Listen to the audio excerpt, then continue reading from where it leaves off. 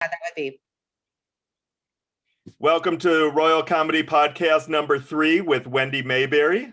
Hello. Yeah, woo. We should have sounds and stuff. I haven't gotten that far yet. Okay. One Ready day. for the first question? How did you get started? What was your start into stand-up comedy?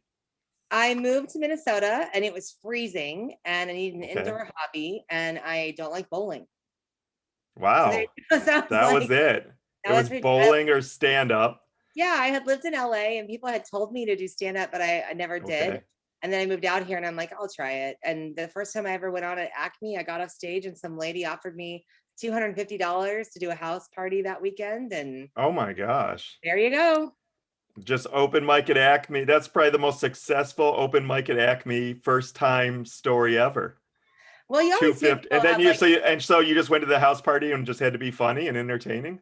Actually, it's really interesting because I did it with Boima Freeman, and you should ask if he remembers this because it was a black and white couple, black guy, white lady. They each picked their own comic for an anniversary party. Wow. They asked couples to dress up in costumes. Boima is very friendly now that I know him, but when you're brand new, comedians have nothing for open micers. They don't want to talk to him at all. So I called him and I said, hey, what do you want to dress up? Like, what costume do you want to go in? Because I'm like Susie Joyner. And he goes, how about we dress up like a pimp and a hoe? And I was like, all right. And so I had he's just messing with you though sometimes. Yep, he was just messing with me. I didn't know that. So I had fishnets and a mini skirt and like a strapless my gosh. and like a black eye. And I went all out and I show up and he was dressed normally and he looks at me and he goes, I said, what did you do? And he goes, I changed my mind. And the lady who hired me goes, what happened to you? Oh no. I listened to Boima. That's what happened. Yeah. And then I just did the podcast with him and he said he was running out of minutes because he's in Africa. And then later he goes, I was joking. There's no minutes. No. I was like, how would I know? You sounded truthful. Oh my gosh. That sounds way worse though than just running out of minutes. He tricked you into dressing.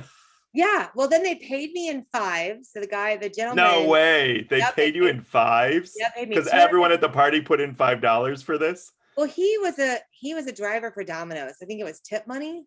Oh, okay. But it was like all small bills. Yeah. And so I wound it up and stuck it in my bra. Yeah, tip money, wink. It was tip money. $5 bills. Exactly. I stopped at Byerly's and Edina and bought like a Martha Stewart magazine and a Honeycrisp apple. Oh, nice. And I looked like the worst hoe. And the lady was like, what is going on? So, yeah. I just got paid to do comedy. Sure you did. That's a great, everyone's first comedy is always, I did stand up, I bombed or whatever. Yours is I got a gig right off the bat and they suckered you in with that. It was pretty great. So where'd you go from there? What was the next step of comedy? I photographed John Conroy, who was a headliner locally's Headshots. Okay. And he invited me to the Joke Joint workshop, and that's where I kind of met the whole comic. Back when they used to do the workshop on Wednesdays before the open mic. Okay. Actually, it was Sundays at the. Or Sundays? Yeah, it was at the hotel near the Mall of America. Remember before they moved into the building. Yes, it was back in the day, and so I met like John Conroy and Cy Elmanson and Nate Abshire and Tommy Ryman, all those really great comics, and they were all super kind to me. And Patrick Bauer used to run Grumpy's with with Maddox. Yeah. Oh, with Maddox, Maddox, they had the Death Squad, and they were super nice to me too because I was kind of really timid. I mean, it feels like the cool kids. You show up and all the cool kids know who they are. And so I remember Patrick said, do you want time? And I was like, and he goes, are you a comic? And I'm like, yeah. And he goes, yes. And I was like, okay, yes. And so then they were really nice. They always put me up and they always put me up early because they knew I had a day job and they were really cool. That was nice. Okay, ready? Yeah. What comedians did you listen to growing up? So my parents were not comedy fans. I listened to Bill Cosby. So I listened to the most weirdly. Do you remember David Brenner? I've heard the name. He has books. David Brenner has books, right? Yep. And I read his books from the library. So I would read a lot of his books about stand-up. And then Steve Martin and Bill Cosby. And who was the other? And then Whoopi Goldberg. I saw her special on Broadway with her long, luxurious blonde hair. Remember that? And I remember that's where I really got excited. Okay. Well, I got excited about her. I And know she had a good Broadway special. yeah, A lot of comics had these Broadway specials that were good. I think that was the thing you did before HBO. Oh, maybe. I So remember I can't think of his name, but he had a Broadway special. I want to say Mel Brooks, but that's not right. It was Billy Jackie Crystal. Mason. Jackie Mason had a big Okay. popular Broadway special. That was a great. He's alive, I think, still, Jackie Mason. He's like 90 and he's a right winger in LA. Oh, great. Probably Yeah. living in. Oh yeah, he was on he was like a regular on Breitbart. Oh, no Yeah, you're thanks. like, oh, there's Jackie Mason, there's my comedy childhood hero, and now he's a regular on Breitbart. Oh man. What comedians are you listening to now? Your album's I out, right? My album came out last year and it Oh, hit last number year? one until who died? Until Oh, what's his someone name? died. Someone died, and that guy's album went to number one. I was like, come on. And Oh for four no. days it was number one. I want to say Brooks, like that's not right. I forget his name. But anyway, I was listening to Josh Sneed yesterday, who I found Okay. through Cy and Chad Daniels.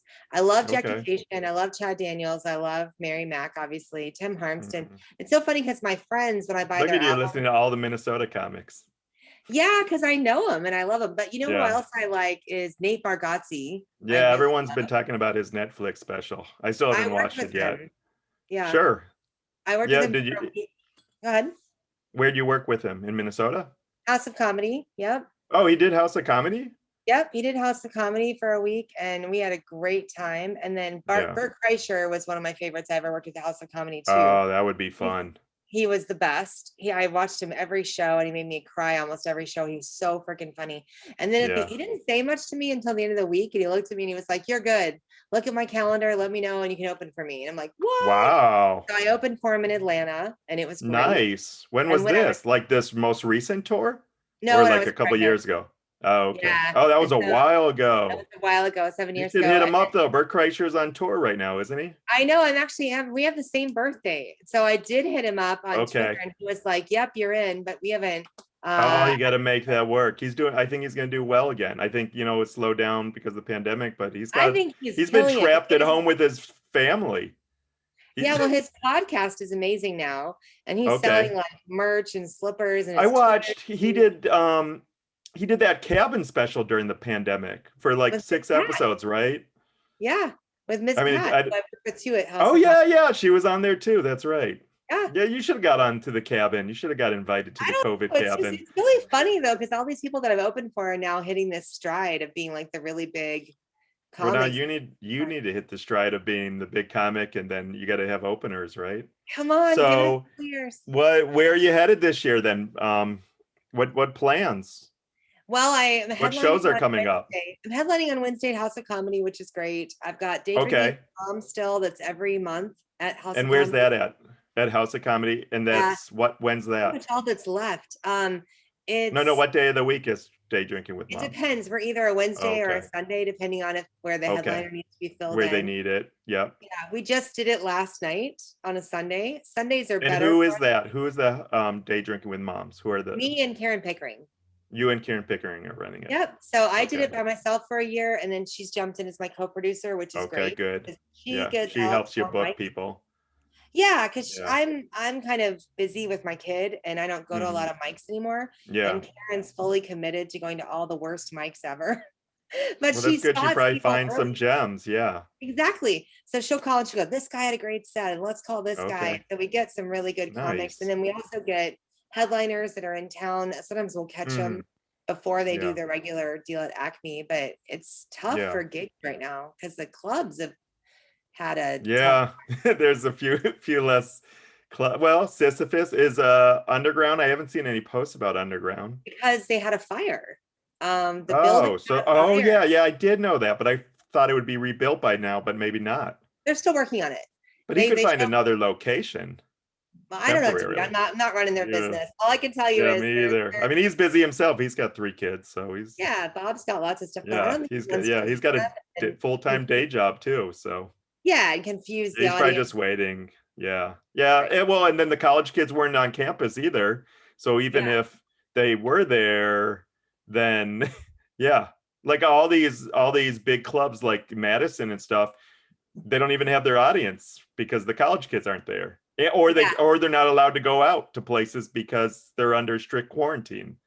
So it's Yeah, kind so of been a crazy year. it's still coming back, I would say. And then the weirdest Okay. part is this sort of shift because all these A-level comedians that would normally only do like late night in theaters are now doing clubs. That makes everybody, 'cause they're all like, let's get Oh, back out I there. did notice that. I've noticed some interesting. I've seeing these pop up for Acme, like oh my gosh, the guy from Curb Your Enthusiasm is going to be at Acme. Really? David? Not Larry David. No, not Larry David. Jeff Garlin. Okay. Or Jeff Garlin now has his other show, The Goldbergs. But Yes.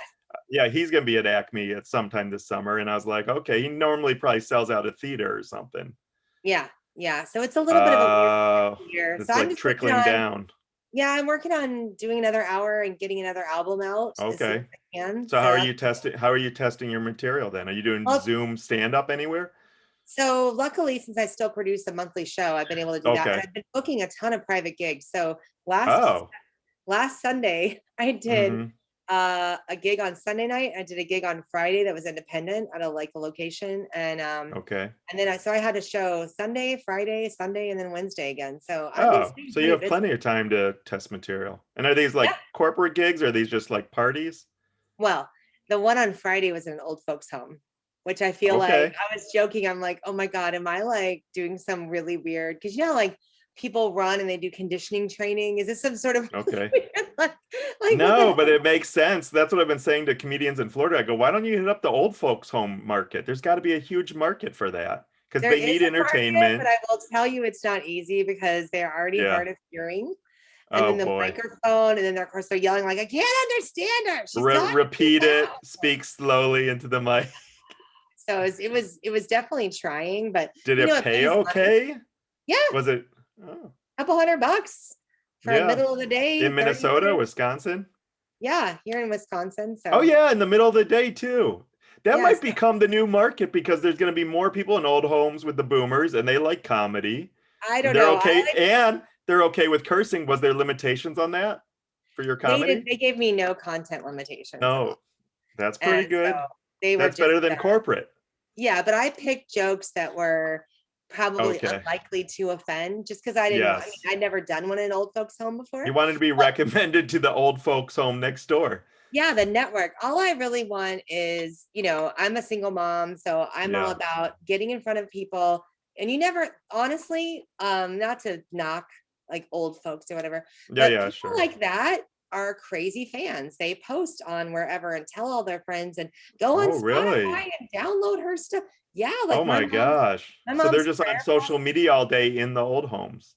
All I can tell you is I've done a ton of podcasts. I've made a lot of efforts to reach out to Mm, everyone who will listen. I yeah. just on the other day looked, a friend of mine released his album at the same time as mine. And I went on Spotify and he has 25 monthly listeners and I have 630. So Mm. whatever I'm doing, at least that's like, and that's not a lot, Because you but that's started at the same time. for a local comic that doesn't Yeah. have, and he has TV credits. Well, Like let's talk about your podcast. Are you still doing the Walking Dead theme? we quit because we got really tired of the Oh. show and the show took Oh a better. no. However, I've actually been, the nice thing about comedians is a lot of times regular subject podcasts like to have a comic on for some comedic lift. Sure. So I've Yeah. actually, I'm working on a new podcast. This is hilarious called The Family Safety Coach with Okay. two cops and another dad. And it's all about safety, security, online predators, And you're kids. one of their regulars, kind of. Yeah. And I'm a You're the host of safe that. I help. comedian. Right. And so I help book it because I'm a mom and then I'm a woman and we Okay. cover a whole bunch of stuff. And that has really good sponsorships from different security firms and products. So Oh, it's still a nice. They're relaunch. already set before they have an audience, or do It's they kind already of have an good that way. audience? Well, because it's an inherent thing people are talking about, and there isn't a big audience for that in the podcast world. But podcasts, I'm amazed at how the reach that they get. I feel Mhm. like I did Well, my people are first listening in their cars. They download it, right? Or they're stuck in traffic for an hour. They have their podcast podcast they working listen out. to every day instead of Yeah. radio. Yeah. Well, And then less I started it commercials. in 2005. I started my first podcast. Hmm. You've And been so doing it for a while. a I've long always time. known that. Yeah. Yep. I'm before it just was starting cool. this. Well, What happened, I was like, let's start it and see how easy it is to make an RSS feed and get it going. And it wasn't yeah, that bad, though it hasn't been approved yet. So we'll see. But you know I what? wanted to figure out the tech behind it.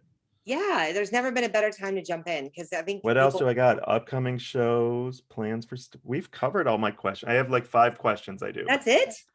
Yeah, just the basics. Oh, Like sometimes it's a 12-minute recording and sometimes it's an hour, all depending. oh, Should we okay. stop? Wait, Did we good? yeah, What we're else good. we okay. Well, We'll call that wait, let's call that a show and then I'll say hello okay. again. Okay. Thanks for being on the Royal Comedy Podcast. Like and subscribe, right?